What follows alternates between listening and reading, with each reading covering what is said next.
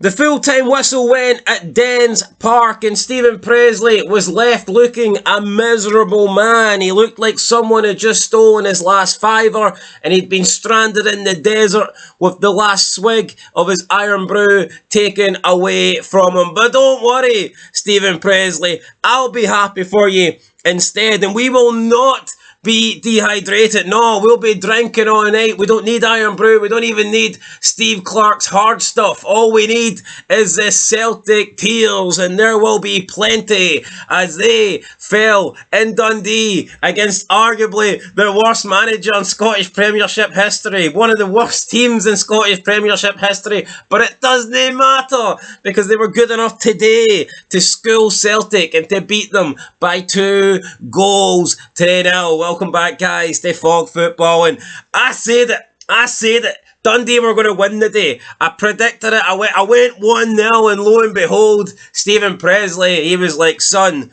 of Scotland, do you not know who you're talking to? You're talking to the governor here, Stephen Pressley. He wasn't going to accept a 1-0 win. Sure as hell, no.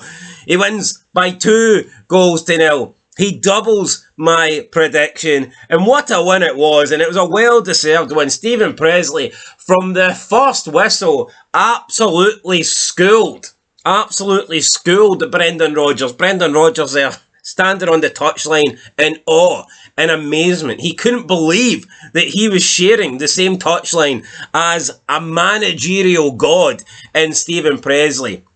We should all be bowing down. Stephen Pressley, some people doubted him coming in, but he has proved all the doubters wrong. This guy, if there was a Ballon d'Or for managers, this guy would be winning it. I don't care.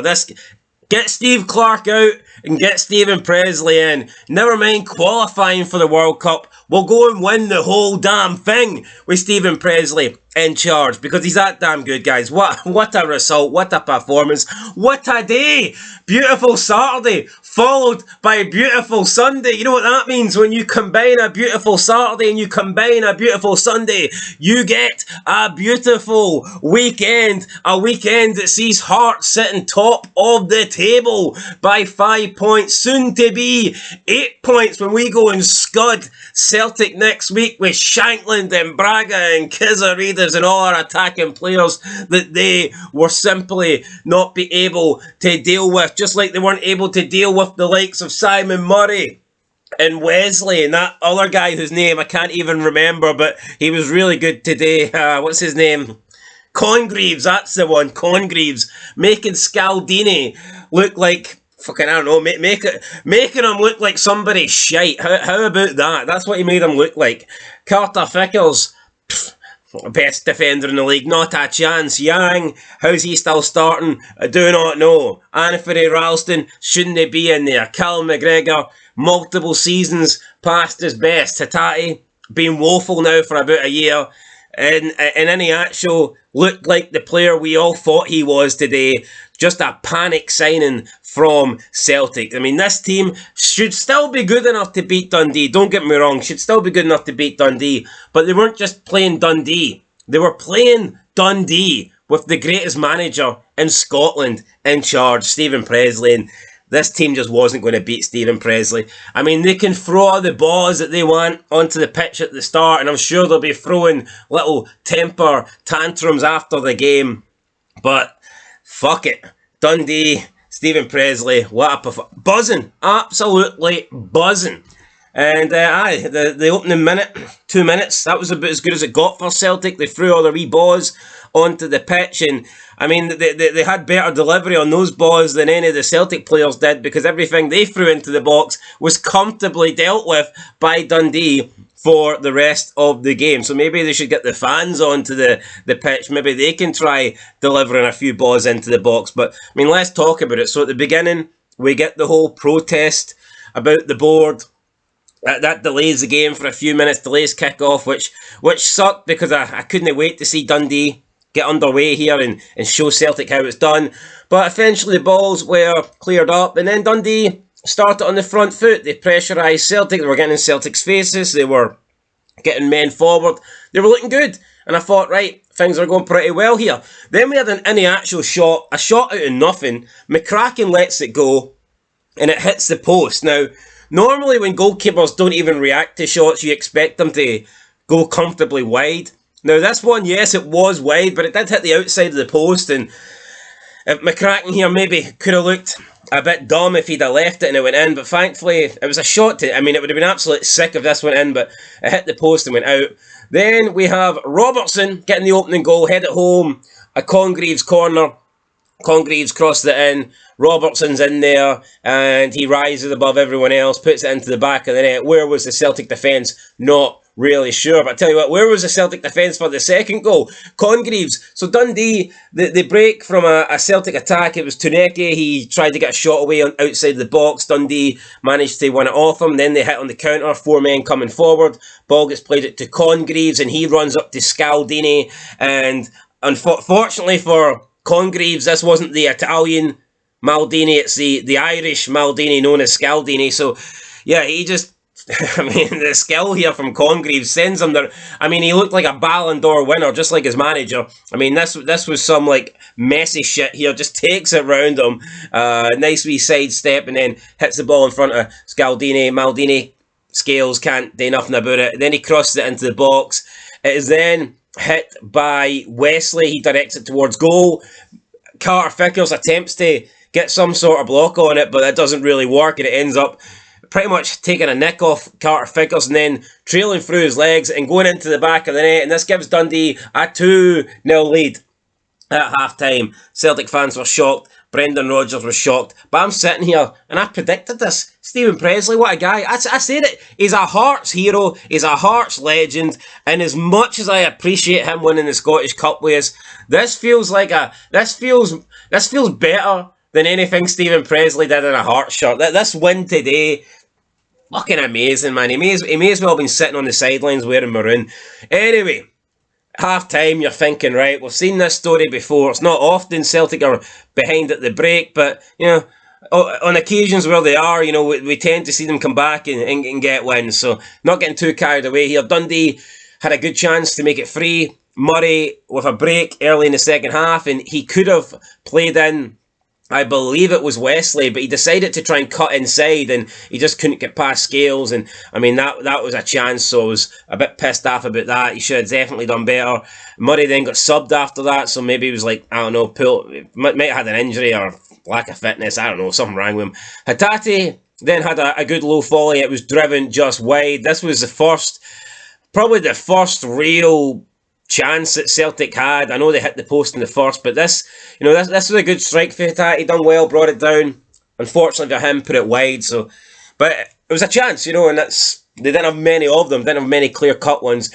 We then had a long throw nodded on by Robertson, and then it was Hay almost headed it home for 3-0. I think he should have done better here. So the initial throw comes in, Robertson flicks it on with his head, and then Hay was there and he put it narrowly wide of the post. Could have been 3-0, but just wide of the target. Then we had a Celtic corner. It dropped at the back post for Iniacho, who striked it, but McCracken rushed out as quick as he could, and he closed in the gap and made sure he got a block on it, so denying Iniacho a chance to score from that. We then had Tierney with a cross in, left-footed cross from the left-hand side. Decent touch for Iniacho, takes it down, gets a shot off, but Graham was in there again to get the block, and then McCracken came out and galled it in his hands. Then we got a penalty awarded to Celtic for absolutely no reason whatsoever. It hits Digby in the face. Now, his hands are up, and I'm going to assume that the referee has I'm assuming that the referee's assumed that the ball's hit his hands, and that's why his hands are up in the air, but the ball smacks him clear in the face. And after like a 2.5 minute VAR check, he gets called over to the monitor, and the penalty is rescinded. But I don't know why it took so long, because you can see in the replay, it's quite clear that it does not hit his hands. It hits him in the face, and not that it really matters, but the ball is going well wide. This ball is being skied over. This would have been a disastrous way for Dundee to concede a goal and to allow Celtic back into the game. So I'm glad that it didn't happen, obviously, but maybe going forward, you need to keep your hands down. I think Digby will need to keep his hands down. Even though it didn't hit him in the hands, the referee thought it did, and had there been no VAR, this penalty would have been awarded for a ball smacking you in the face. That's what Celtic would have got a penalty for here, had VAR not intervened. And honestly, with how long VAR were taking, I was beginning to think that they weren't going to do anything, because surely if they look at this and it hits them clearly in the face, you're thinking, right, well, why is it taking so long? They should just tell the referee it's not a penalty, or tell the referee to come over straight away. But the fact that it took so long, I thought maybe they were going to look at a different factor and possibly award a penalty because his hands were in the air anyway, but thankfully they decided not to. So that was good. Then it should have been free here. We got another free kick into the box here from Dundee. I think it was Balakisha that gave away the foul from about 30 yards out. Robinson heads it, but instead of heading it towards goal, he heads it across the box. Now, I get it, he's heading it across the box and hoping that, there'll be a Dundee player there to try and get something on it and poke it home, but Robinson's, he's on the edge of the 6-yard box, possibly even in it. He's got to go from, we know he's good in there, so he's got to try and head this home himself, but he tries to direct it across the 6-yard box towards Hay, and, Hay almost got on the end of it, but it should have did better here. Definitely, I think Robinson should have just went for goal. Big chance. We then had Tatate with a shot tipped round the post by Luke Graham's ass. So Luke Graham here was blocking everything today, even his ass cheeks. John McGinn's normally the one that blocks with his big ass, but here we had Graham, denying goals. And there was a VAR check as well here. I'm not quite sure what for. I don't think it was the ass hit. I'm pretty sure it was a shot previously in the build-up, but no handball, no penalty. Then we had Dundee on the counter again. It was a low cross in from the left-hand side, and Hay was there, but just couldn't make a connection on the ball. And I just think he should have busted a gut. I think he should have made more of an effort to get there. Unfortunately, it's probably a tap-in at this point. And 3-0 sounds and looks a lot better than 2-0, but they couldn't get it. Celtic huffed and puffed, threw a couple of balls into the box, had a couple of shots, but nothing to really trouble McCracken, and in the end, Dundee win the game by 2-0 at Dens Park, and it's a win that takes Dundee now on to 9 points and takes them out of the relegation places. So it's a big win for Dundee, a massive win for Dundee. In terms of possession, it was 18% Dundee compared to Celtic's 82%, but doesn't matter about possession, it's about what you do with it, and Dundee sure as hell did a lot more with theirs.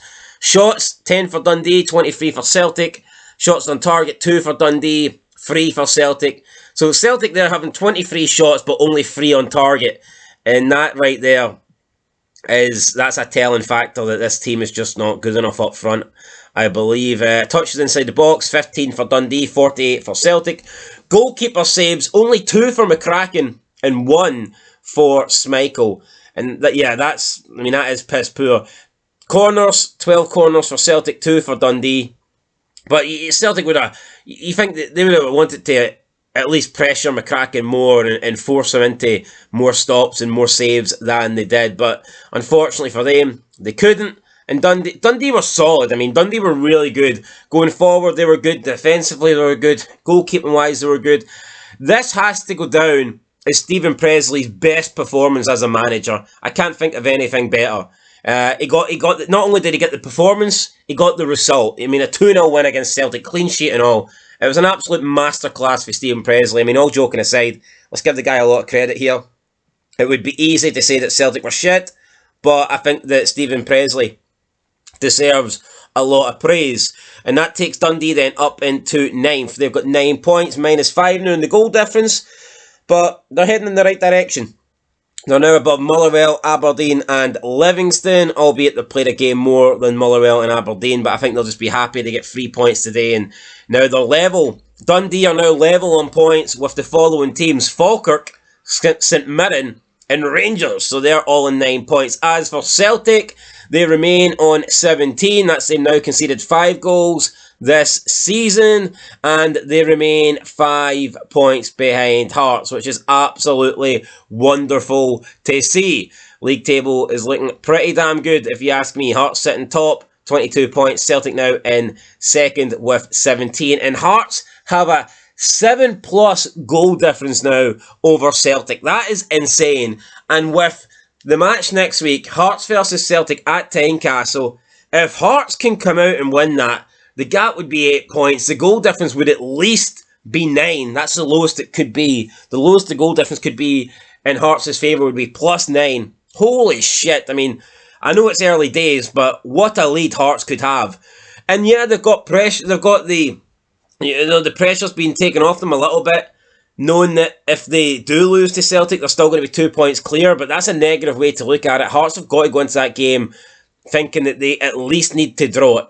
But if they can win it, then they go 8 points clear. And then at that point, there really is a title fight. I think right now there's a title fight. Celtic are still favourites. Make no mistake about it. Celtic are favourites, and I think we all know that. I think anybody that knows anything about football can understand here and appreciate that Celtic are still the favourites with players, with managers, with fans, with the bookmakers. They are favourites, but I think there is a genuine title fight now, and if Hearts can go 8 points clear, then that might change in terms of who is favourites for the title. But yeah, Hearts sitting on 22 points, 5 in front of Celtic, 11 in front of Hibernian, and they are 14 in front of Rangers. So absolutely insane. Hearts now the only unbeaten team left in the league after 8 games. Beautiful Sunday, guys. Beautiful weekend. You got to love it. And I am loving it. Stephen Pressley, what a guy. Brendan Rodgers, not happy. Don't blame him. Contract's coming up at the end of the year. Wasn't backed by the board. And you know what? I've got a feeling after this he might not be getting backed by the fans either, because they're going to turn against Brendan Rodgers. This was a bad result, but it was a good result for Stephen Pressley. So fair play and respect to him. And guys, and that's where we're going to end it. Great game of football. Looking forward to seeing all the reaction. We'll do the SPFL review show later. Stevie Cool was hibernating after yesterday's result, but this might bring him back. This might bring him out of under whatever rock he crawled under, because his team Rangers actually gained points on Celtic this weekend. Believe it or not, the gap's down to 8. So, maybe everybody can be a little bit happy this weekend, apart from the Celtic fans. But judging by the protest at the beginning of the game, I don't think they were happy anyway. So screw it. Stephen Presley's the man. Life is great. And that's it. Leave a like, guys. Leave a comment. Subscribe. See you in the next one. Until then, peace.